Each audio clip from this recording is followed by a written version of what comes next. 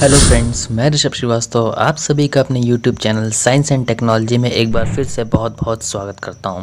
दोस्तों, मेरे पिछले वीडियो में मेरे एक दोस्त ने कमेंट्स में मुझसे बिग बैंग थ्योरी के बारे में जानकारी मांगी थी। इसलिए दोस्तों, आज मैं हाजिर हूं बिग बैंग थ्योरी से जुड़ी घटनाओं के बारे में संपूर्ण जानकारी लेकर। तो प्लीज़ वीडियो को अंत तक देखें, और अगर आपने अभी तक मेरे चैनल को सब्सक्राइब नहीं किया है तो प्लीज़ मेरे चैनल को सब्सक्राइब कर दें और साथ ही में बेल आइकन को भी दबा दें, ताकि ऐसे ही इंटरेस्टिंग वीडियोस का नोटिफिकेशन आपको मिलता रहे। और दोस्तों, अगर आप लोगों की भी साइंस से रिलेटेड कोई भी क्वेरी है तो आप भी कमेंट करके मुझसे पूछ सकते हैं। तो चलिए दोस्तों, शुरू करते हैं।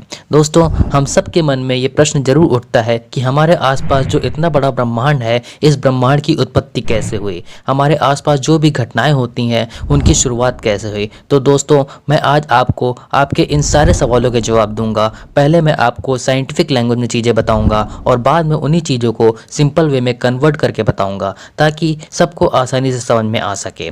दोस्तों, बिग बैंग थ्योरी की अवधारणा सबसे पहले बेल्जियन साइंटिस्ट जॉर्ज लेमेंटेन ने 1920 में दी थी। सबसे पहले उनकी थ्योरी को किसी ने नहीं माना, पर 1929 के बाद ये थ्योरी सब जगह मान्य होने लगी। उनके अनुसार ब्रह्मांड में पास्ट से ही फैलाव हो रहा है, तो ब्रह्मांड उस समय वर्तमान से भी छोटा था। एक समय ऐसा भी था जब ब्रह्मांड अनंत रूप से सूक्ष्म था और उसका घनत्व और तापमान अनंत था। आज से कोई 10 से 15 अरब वर्ष पूर्व एक ऐसा क्षण आया जब उसमें विस्फोट हुआ, जिसे बिग बैंग कहा गया।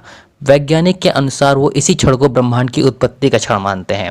इस विस्फोट के कारण जहां एक ओर ब्रह्मांड का फैलाव होने लगा, वहीं दूसरी ओर उसका घनत्व और तापमान घटने लगा। जैसे जैसे पदार्थ और विकिरण ठंडे हुए, वैसे वैसे गैलेक्सीज और स्टार्स का निर्माण संभव हुआ।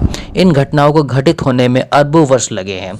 चलिए अब इसको सिंपल वे में समझते हैं। इस थ्योरी के अनुसार जब हमारा यूनिवर्स नहीं था तो एक बहुत ही छोटा सा गोला था। गोला मतलब एक छोटा सा पॉइंट, और उस पॉइंट की डेंसिटी बहुत ही ज़्यादा थी। डेंसिटी ज़्यादा होने के कारण उस पॉइंट के अंदर बहुत सी एनर्जी यानी ऊर्जा और मास यानी द्रव्यमान था, और जब एनर्जी और मास इतना ज़्यादा था तो हीट भी बहुत ज़्यादा होगी। इसी वजह से उस पॉइंट में एक विस्फोट हुआ, और जब उसमें विस्फोट हुआ तो उसकी सारी एनर्जी और पार्टिकल फैलने लगे। और आप सबने तो पढ़ा ही होगा कि एनर्जी कभी भी वेस्ट नहीं होती, बल्कि दूसरे फॉर्म में ट्रांसफॉर्म हो जाती है, और इस नियम के आधार पर उसकी एनर्जी जब स्टेबल फॉर्म में आई तो वो मास में कन्वर्ट हो गई, जिसे आज हम यूनिवर्स के रूप में देखते हैं।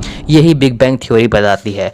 आप सबको जानकर ये बहुत हैरानी होगी कि आज भी हमें इस घटना का प्रभाव दिख रहा है, क्योंकि आज भी ब्रह्मांड अपने आप को एक्सपेंड कर रहा है। चीज़ें एक दूसरे से दूर जा रही हैं। अब प्रश्न ये उठता है कि शुरुआत में वो पॉइंट कहाँ से आया होगा। तो दोस्तों, इस प्रश्न का उत्तर अभी तक कोई भी वैज्ञानिक नहीं ढूंढ पाया है। तो दोस्तों, ये थी बिग बैंग थ्योरी के बारे में पूरी जानकारी। उम्मीद करता हूँ आपको वीडियो पसंद आया होगा। तो प्लीज़ लाइक और शेयर जरूर करें, और अगर कोई शिकायत या सुझाव हो तो कमेंट बॉक्स में कमेंट करके मुझे बता दें। Thank you.